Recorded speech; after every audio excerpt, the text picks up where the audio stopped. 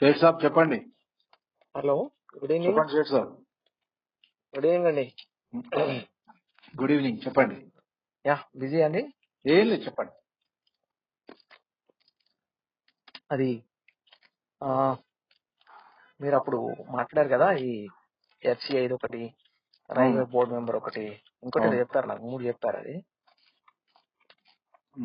మేము మనం పర్సనల్ కలిసినప్పుడు నేను పర్లేదు, నో ప్రాబ్లం. రేపు నేను మోస్ట్లీ నేను చండీగఢ్ వెళ్తున్నాను. యా, సాటర్డే వరకు వస్తాను నేను. యా, వచ్చిన తర్వాత మనం పర్సనల్ ఎక్కడైనా కలుద్దాం.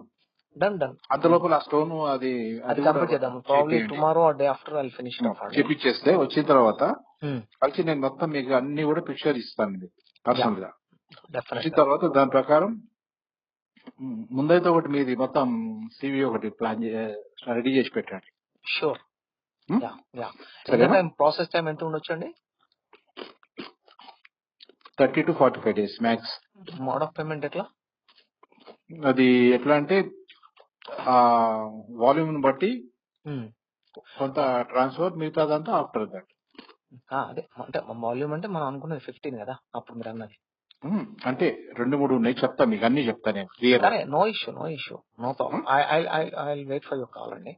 అండ్ ఇంకొకటి, మనం ఒకసారి కలుద్దామండి. అంటే once you come from Chandigarh నుంచి వస్తా ఉంటున్నారు కదా. రేపు వెళ్ళకుంటే రేపు కలుద్దాం. Definite near by. ఇప్పుడు అటు దిక్కు మీరు బంజారా హిల్స్, నీలోఫర్ అట్లా వచ్చినా పర్వాలేదు.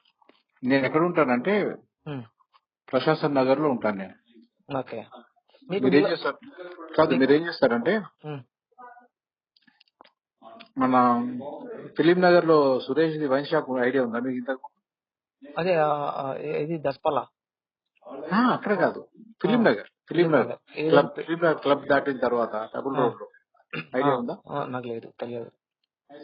భారతీయ విద్యాభవన్ తెలుసు. భారతీయ విద్యాభవన్, మోహన్ బాబు ఇల్లు తెలుసు.